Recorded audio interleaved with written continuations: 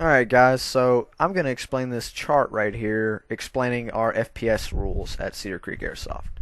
So as you can see up here at the top you have all the different BB weights. So you have the least heavy 0.20 and then you have the most heavy over here 0.48. Alright, so this key up here will tell you, it's actually color coded so you can see where you are as far as the limit. But I'm getting ahead of myself. So over here on the left is the joules. And basically what a joule is, it's just a measurement of muzzle energy coming out of your gun.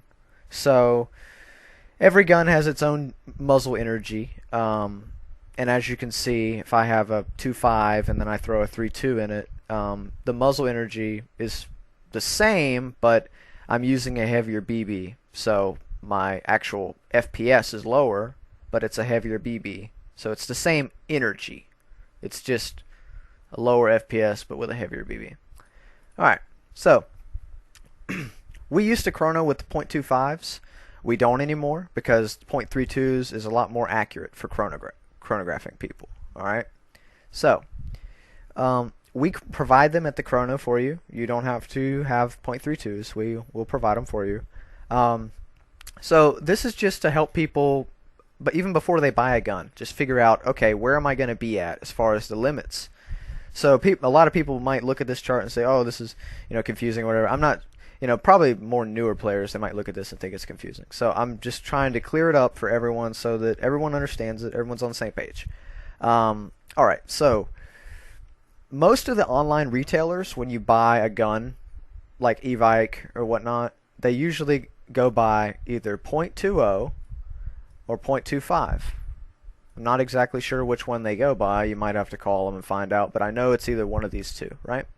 So let's say I'm looking at a gun online, and let's say it says that it shoots, let's say like 390. So at that point, I would be at 1.4 joules with 0.2s, which would equate to 308 with 0.32s.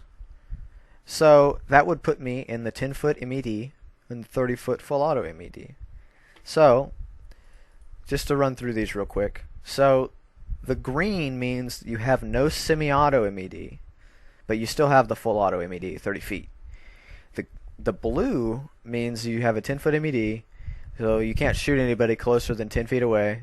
And you also have a 30-foot full auto MED, so you can't shoot anybody closer than 30 feet with full auto. Now, the orange is bolt action only, and you also have a 100-foot MED. Now, let's say I have a bolt action and it's shooting below this orange, and it's like firmly in the blue, or below that.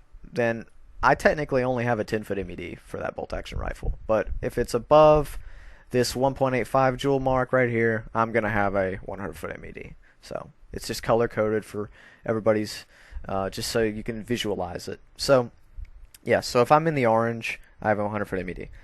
This red area right here is just visually, just for reference. I mean, it's anything in this red area is pretty much not, just definitely not allowed out at our field. This is 2.34 joules right here is the maximum limit that any gun can have at the field, and it must be bolt action if you're shooting that hard. This is the maximum a gun can shoot if it's capable of semi, so the 1.85 joules.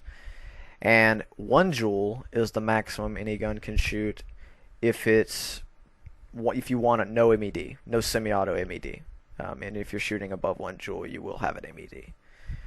So I hope that clears it up.